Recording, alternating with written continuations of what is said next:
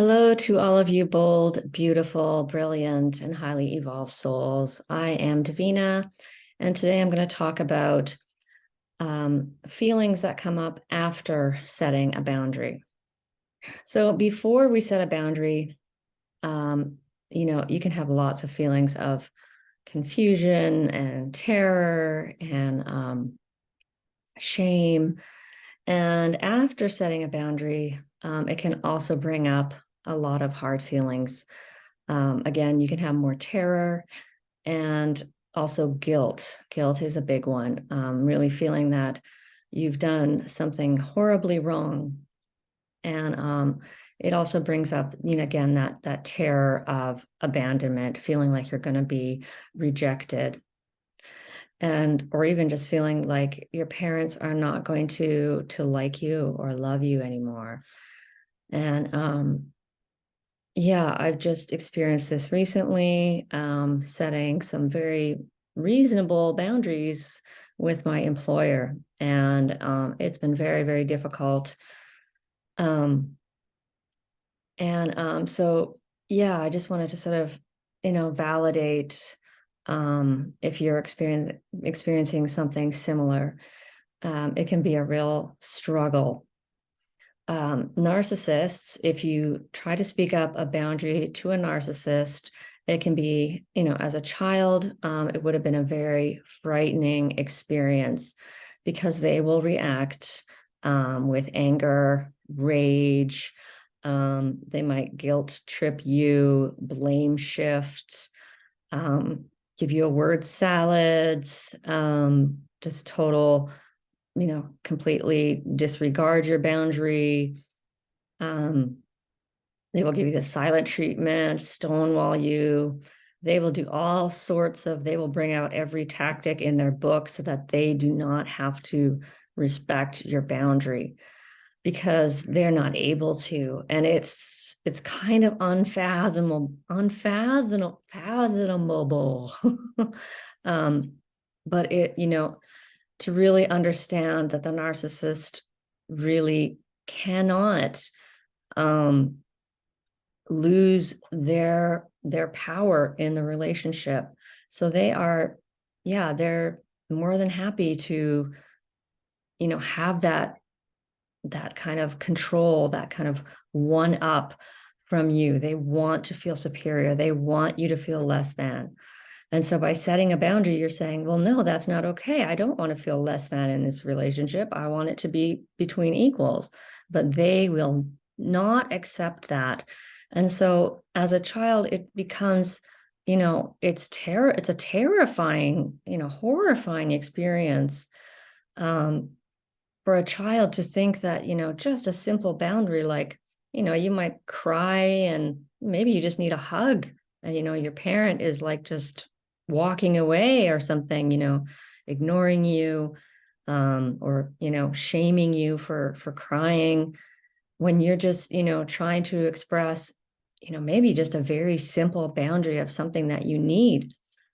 And yeah, so, you know, it's just, I just want to get the point, of why this is so terrifying. And narcissists they're nasty. Their behaviors are really downright cruel and nasty.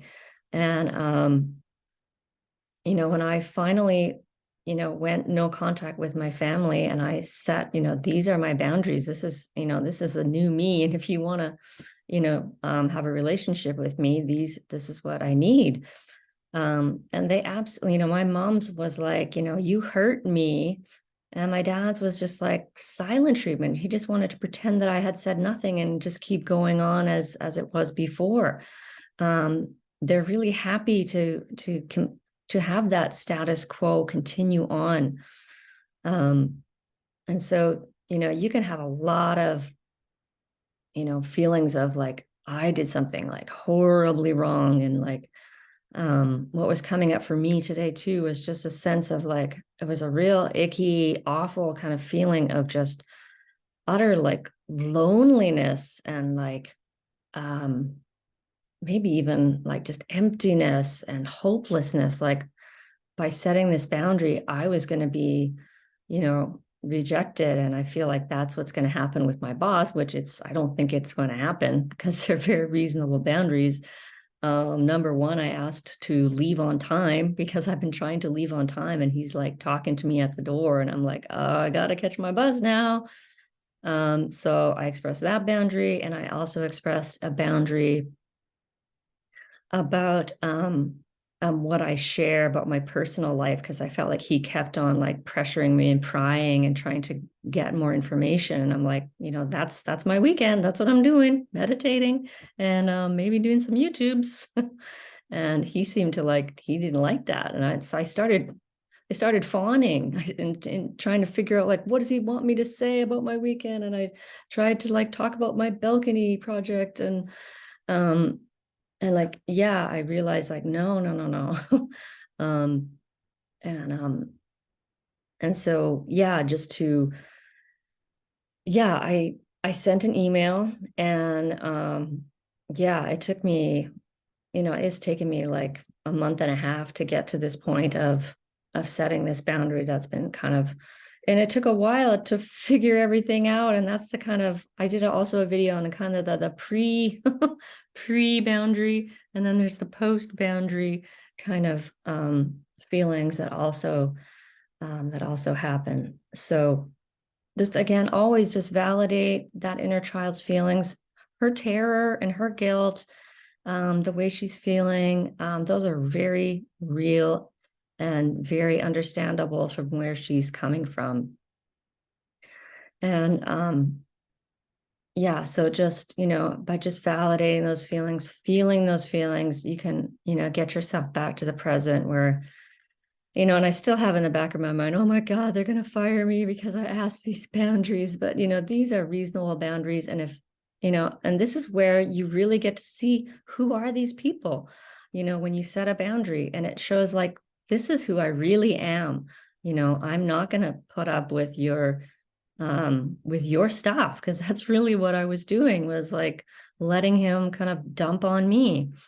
And so once you set that boundary, you've opened a door really to hopefully if he's a decent and healthy person, I'm not exactly sure how healthy he is, he would want to have a conversation and get clarity, and maybe he wants to express something, and that's fine.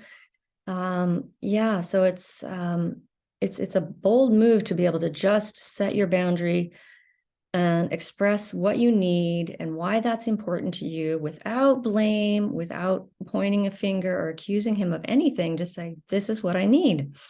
And that's what I did. And I guess now it's the darn waiting of, to see how this will unfold.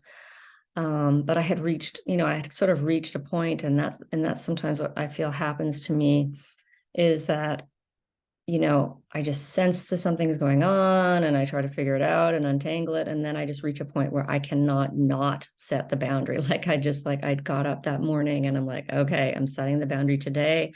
I'm sending an email. I can't do it in person, and that's okay. If you can't do it in person, that's fine. I think I have this voice, no, you got to do it in person. That's the way to do it. But, if you feel better doing it in written first, that's fine. I think, still you probably want to have a face-to-face, but, as soon as I wrote it down, I gained clarity also on what I was exactly needing and trying to express. And it was really kind of cool. I was like, oh, wow.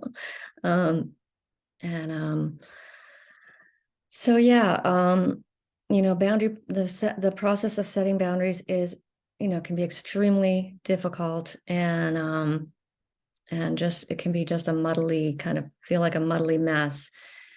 But once you come out the other side, and I'm really sensing this is God's path for me. And more and more, after I set the boundary, the immediate thing was just real peace. Even when I thought of setting the boundary, my body, I could literally just feel the peace in the beginning, and then later on, the terror and the guilt come. But that was just a sense of, I know I'm doing the right thing for me. There was no other, there was no other option at that point. You just kind of get to that point. Maybe you do. I don't know. That's what that's what happens when I'm setting a boundary. And yeah, I think that's just kind of what I wanted to express today. I hope that is helpful in some way for you today. And keep setting those boundaries. It's really the way to freedom and peace. So, and authenticity.